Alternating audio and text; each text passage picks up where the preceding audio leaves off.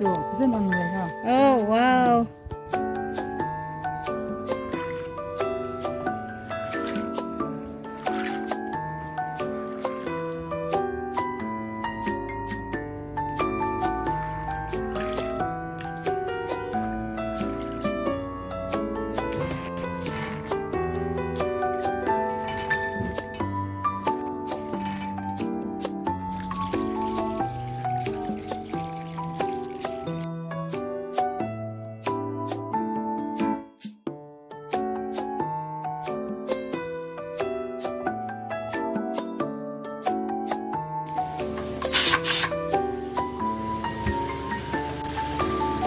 Fifty minutes oil mo thalase.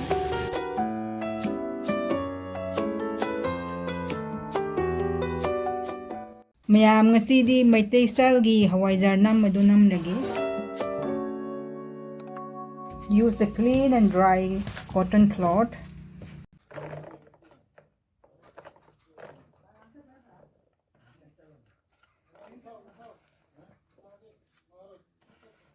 Hawaijar si dum sari ko hajik ko.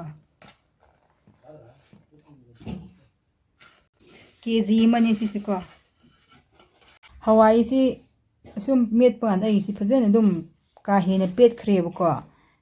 Adu si ka hen pelidi yam ka hen namme an haye ko adu ai di ka hen namdana ngai dum khra namba hawba ganda dum khra on ba hawba ganda lawthorage natradi khazik kan tak tawdu du na hawi han hai hawba hele du namba su dum khridi wale haibne do iri dum ka hen kap krem ko du pet khre khazani yom la se ai si ai sem second time ni go han sem du si phazan olle phazan yom bi rage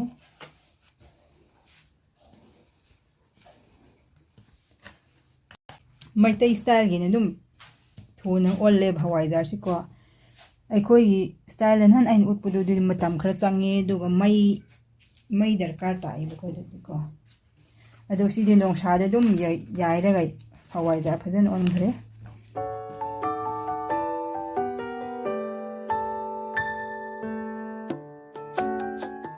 Zan tak in tawbirasi kangumba hayingumba changdana ngai duwa makhum khumbirage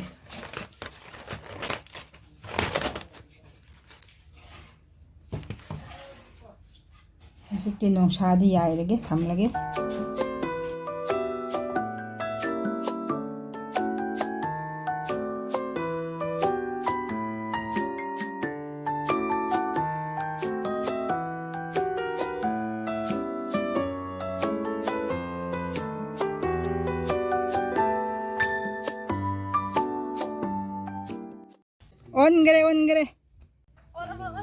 on gre yengo to phajan on gre ha Oh, wow. phajare Wow. phajan on gre Wow.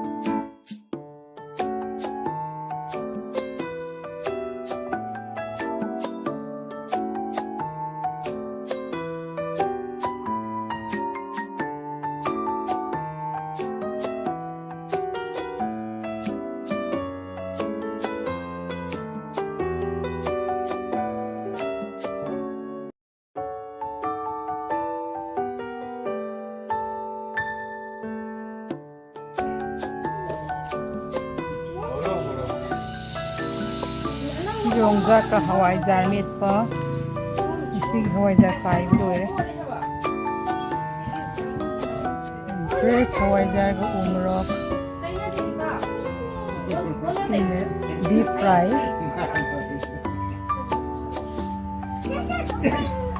hangam hawaijar kangsoy